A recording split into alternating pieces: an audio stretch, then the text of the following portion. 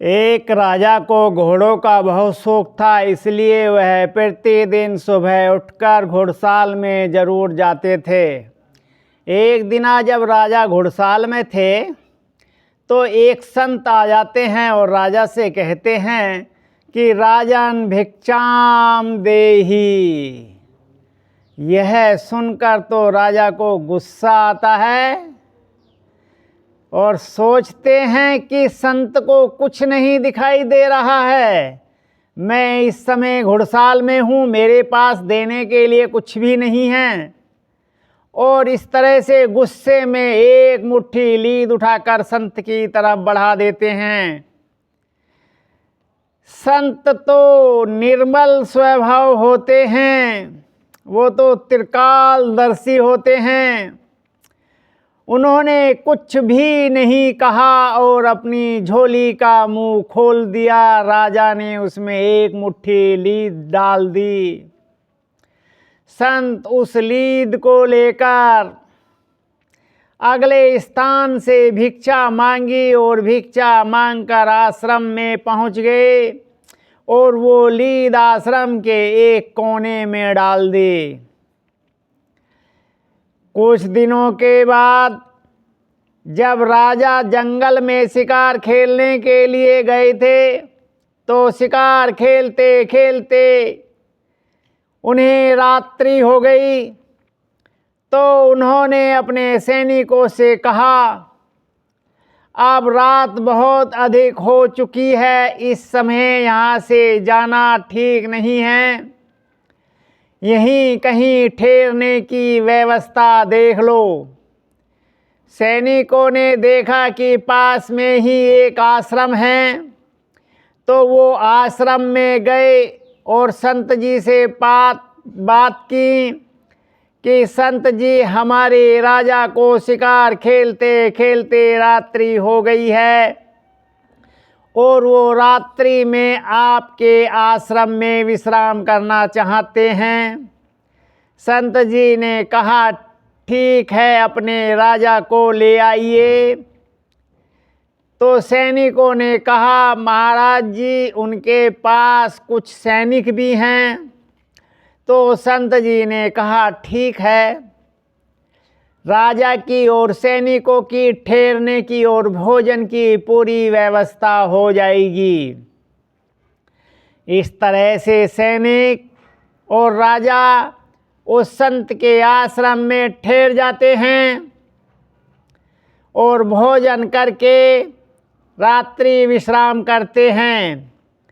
राजा को सुबह जल्दी उठने की आदत थी, तो वह सुबह जल्दी उठकर आश्रम में टहल रहे थे। तो राजा ने देखा कि आश्रम के एक कोने में लीद का बहुत बड़ा ढेर लगा हुआ है। तो राजा ने सोचा, इसका मतलब ये है कि यहाँ घोड़े भी जरूर होंगे। लेकिन उन्होंने पूरे आश्रम में घूम फिर कर देख लिया, उन्हें कहीं घोड़े नहीं दिखाई दिए। राजा को तो पहले से ही घोड़ों का बहुत शौक था, इसलिए वे संत जी के पास गए और संत जी से बोले कि संत जी, क्या आपको भी घोड़े पालने का शौक है?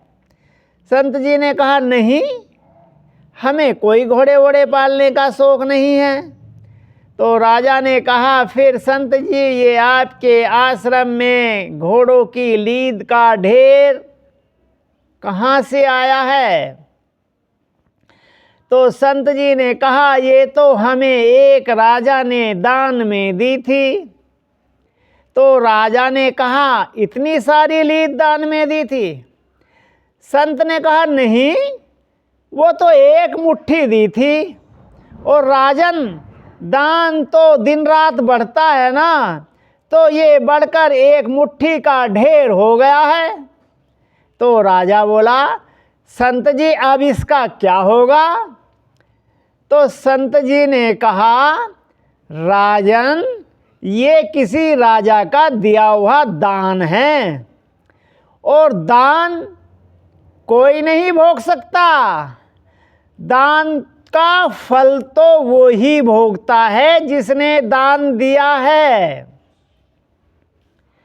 राजा ने कहा मतलब? तो संत ने कहा ये लीद वो ही राजा खाएगा, वो ही राजा भोगेगा जिसने हमें दान दिया था। ये ही दान का नियम है।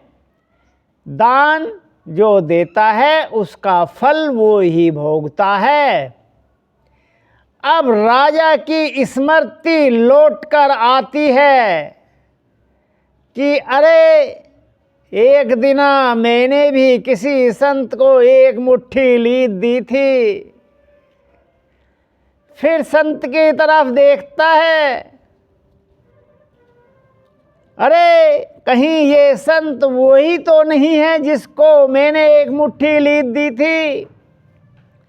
फिर स्मृति लौट कर आती है, अरे ये तो वो ही संत है जिसको मैंने एक मुट्ठी लीद थी। अरे ये तो मेरा ही दान बढ़ता जा रहा है।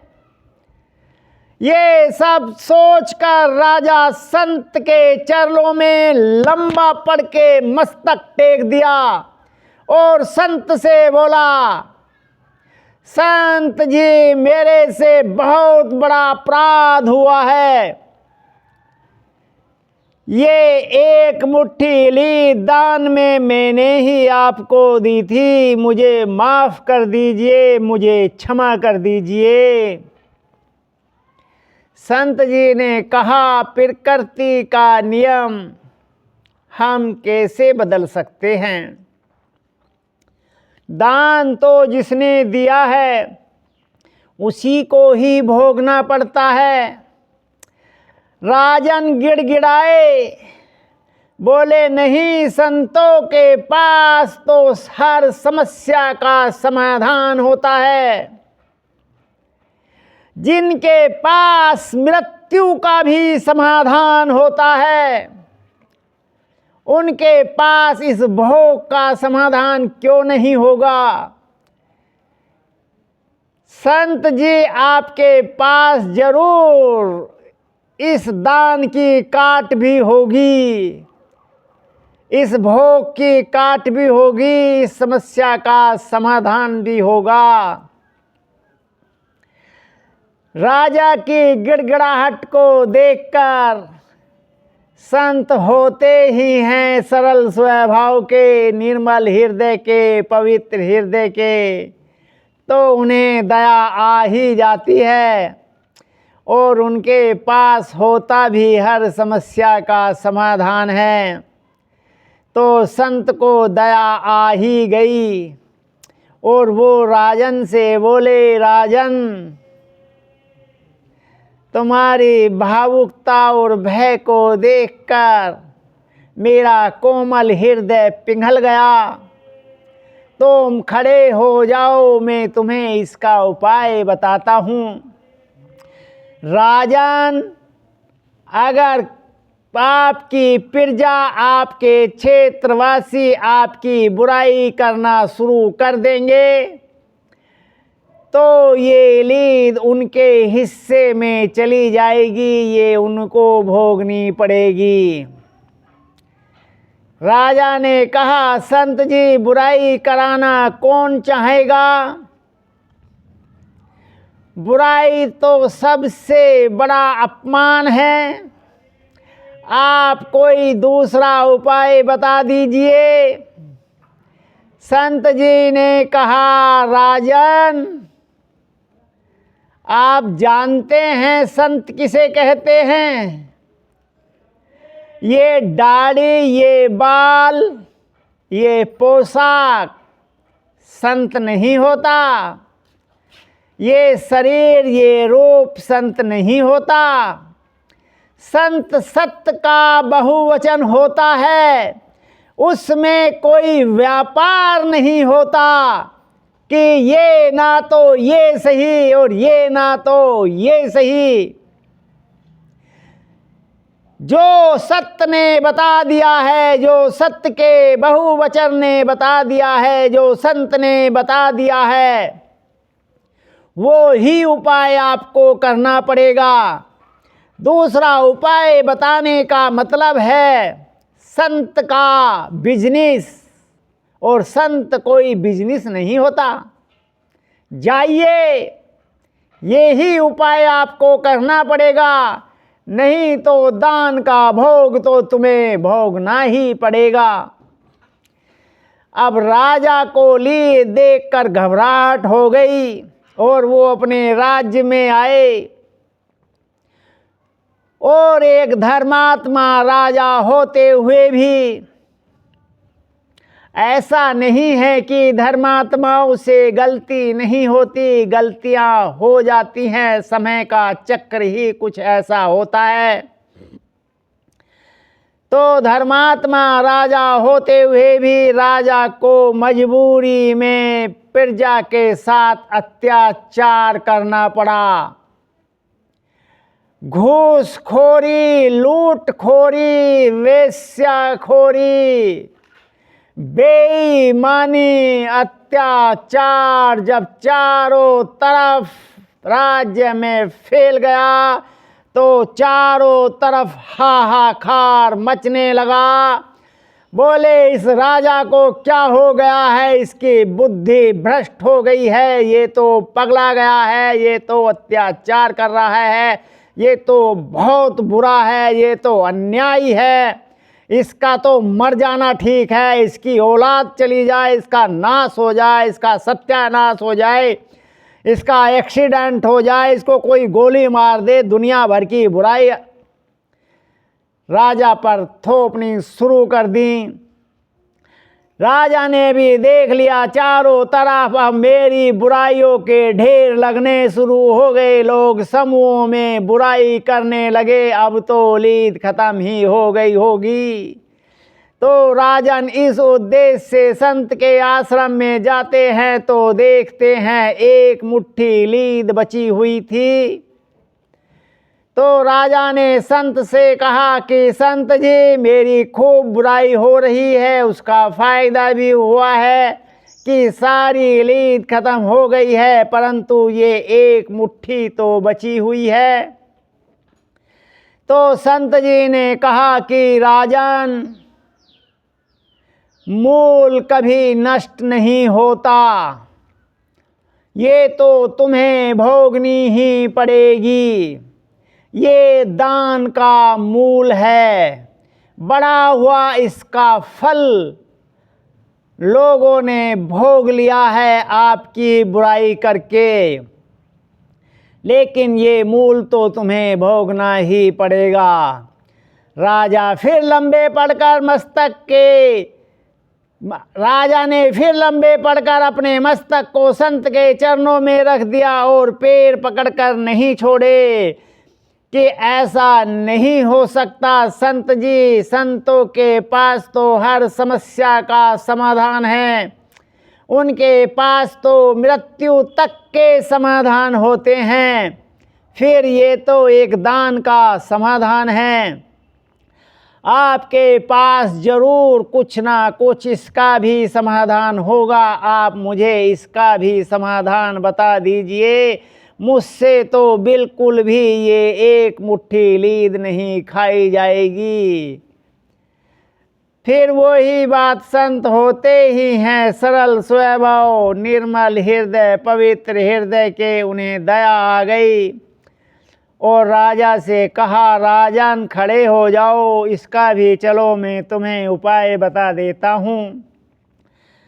राजन प्रसन्नता से खड़े हुए तो संत ने कहा राजन तुम्हारे राज्य में शब्बीर नाम का एक लोहार है, अगर वो तुम्हारी बुराई कर देगा तो ये लीद उसके हिस्से में चली जाएगी। अब राजन आश्रम से चले जाते हैं और अपने राजमहल में जाकर अपना रूप बदल लेते हैं। नकली मूंछ, नकली दाढ़ी, सिर पर पगड़े और मेला कुचला कुर्ता पजामा, हाथ काले पीले करके, एक किसान का रूप धारण करके, हाथ में गड़ा से लेकर दूसरे हाथ में लकड़ी लेकर सब वीर लोहार के यहाँ पहुँच जाते हैं। सब वीर लोहार पहले से ही गड़ा से चांद रहे थे। तो राजा ने कहा, ए लोहार, हमारे भी गड़ा से चढ़ने हैं। तो लोहार ने कहा, चौधरी साहब बैठ जाइए, आपका चौथा नंबर है। उससे पहले मुझे 3 किसानों के गड़ा से चांदने हैं, उसके बाद तुम्हारा नंबर आएगा। अब राजा को भी अपनी बात कहने के लिए थोड़े समय की ज़रूरत थी। तो राजा को भी मौका मिल गया। सब वीर लोहार गड़ा से चांद रहा था। तो राजा ने कहा कि लोहार, तेरा काम धाम कैसा चल रहा है? तो सब वीर लोहार ने कहा, चौधरी साहब, मेहनत करता हूँ तो 2 रोटी समय से खाने को मिल जाती हैं। तो राजा कहता है कि इस राज का जो राज्य है वो तुम्हारे लिए कुछ नहीं कर रहा। तो सब वीर कुछ बोले ही नहीं। तो राजा बोला कि लोहार, लगता है इस राज्य का राजा जो है वो तो बहुत बेईमान, भ्रष्टखोरी, लूटखोरी, वेश्याखोरी, घूसखोरी, लगता है सारे अत्याचार उसने जनता पे किया है। लगता है तुम भी उसकी चपेट में आए हुए हो। महंगाई भी किस इतनी इस राज्य ने बढ़ा दी है, इस राजा ने बढ़ा दी है। लगता है तुम भी उसी की मार में पल रहे हो। लगता है इस राजा के अत्याचार से तुम भी सताए हुए हो। सब वीर कुछ नहीं बोले। राजा ने जब खूब कहा तो सब वीर ने एक हुंकारा सा भर दिया। राजा ने सोचा ये कुछ बोल नहीं रहा है। तो सब वीर बोला, इस राज्य के राजा तो इतना नालायक हो चुका है, तुम्हारे जैसी एक विशेष जाति पर तो खासकर अत्याचार कर रहा है। कितने लोगों को इसने मरवा डाला, कितने लोगों के घर ढवा डाले, बुलडोजर से सब तहस नहस करा डाला। ये तो बिल्कुल निर्दयी राजा है। और खासकर तुम्हारे जैसी बरादरी को तो ये एक आंख भी नहीं देख रहा है। सब वीर ने फिर हल्के से हुंकारा भर दिया। जब राजा को बहुत देर बुराई करते करते हो गई और सब वीर बोला ही नहीं, तो राजा ने कहा, लोहार, मुझे इतनी देर इस राजा की बुराई करते करते हो गई, परंतु तेने अपने मुख से एक बार भी इस राजा की बुराई नहीं की। तो सब वीर लोहार ने कहा कि राजन, वो एक मुट्ठी लीद तो तुम्हें खानी ही पड़ेगी। अब ये सुनकर तो राजा झेप गए। सब वीर को ब्रह्म ज्ञान था और ब्रह्म ज्ञानी किसी की बुराई नहीं करता और तारीफ भी नहीं करता। वो इस संसार में रहते हुए भी संसार से अछूता है। सारे कर्मों को करते हुए भी वह कर्मों से अछूता है। वो ब्रह्म ज्ञानी था। उधर राजा वहाँ से चले जाते हैं तो रास्ते में उनको पेट में बाएगोले का दर्द होता है। दर्द भी इतना भयंकर होता है कि राजा बेसुध से हो गए। राजवेद को बुलाया गया तो राजवेद ने कहा, इसका इलाज तो केवल घोड़े की लीद है। तो सभी ने कहा, राजा बेसुध थे, बेहोश थे, तो सभी ने कहा, वेद जी, राजा का इलाज तुरंत करिए। तो वेद जी ने घोड़े की लीद को पानी में घोलकर राजा को पिला दी। राजा को होश आ गया। दोस्तों, इस तरह मोल नष्ट नहीं होता। पाप का हो या पुण्य का मोल नष्ट नहीं होता। तो दोस्तों, आप समझ ही गए होंगे कि बुराई करने से हम दूसरों का पाप खा जाते हैं। तो हमें आज से किसी की बुराई नहीं करनी है।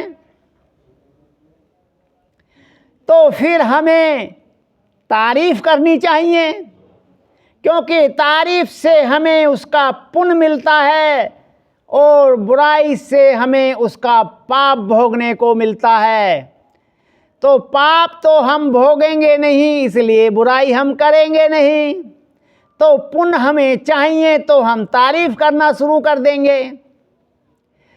तो हमने व्यक्ति की तारीफ करनी शुरू करी और पता चला उसके खाते में पुण्य है ही नहीं, तो हमें मिलेगा क्या?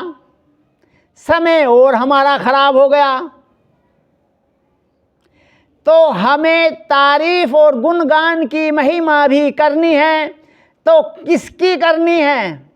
जिसके खाते में पुण्यों का ढेर हो, ताकि हम उनके गुणगान की महिमा करें, उसकी तारीफ करें, तो उसके पुण्य हमारे खाते में आए। खाते में पुण्य है ही नहीं तो हमें मिलेगा क्या?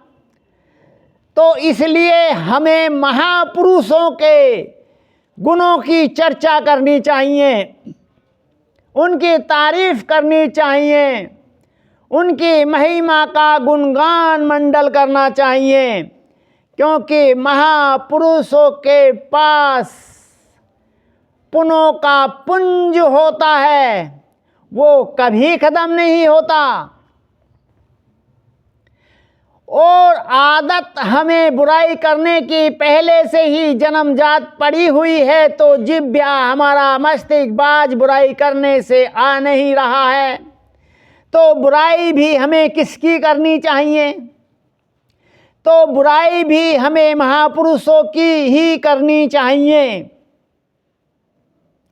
क्योंकि उनके पास पाप नाम का कोई खाता होता ही नहीं है। अगर हम उनकी बुराई भी कर रहे हैं तो भी हमारे हिस्से में पाप आएगा ही नहीं, क्योंकि वहाँ तो उनके खाते में पाप है ही नहीं। लेकिन पुण्य तो आना नहीं, क्योंकि हमने गुणगान किया नहीं, हमने की है बुराई, पाप वहाँ है नहीं। तो समय तो फिर भी नष्ट हुआ, मिला क्या? इसलिए हमें कभी किसी की बुराई करके उसका पाप नहीं भोगना है। ये बात हम समझ गए। लेकिन खुद भी बुरा कर्म करके मूल में पाप नहीं बनाना है, क्योंकि मूल का पाप कभी नष्ट नहीं होता है। आपको ये कहानी, ये कथा, ये चर्चा जो भी है कैसी लगी? आप लाइक कर दीजिए। अच्छी लगी है तो दोस्तों में शेयर कर दीजिए। और चैनल पर नए हैं तो चैनल को सब्सक्राइब कर दीजिए। हम सत्य सत्य बतलाते हैं, मानो ना मानो तुम जानो। जय श्री राम, कृष्ण बलदेव की जय। जय शिव शंकर, सभी भक्तों की जय, सभी देवी देवताओं की जय।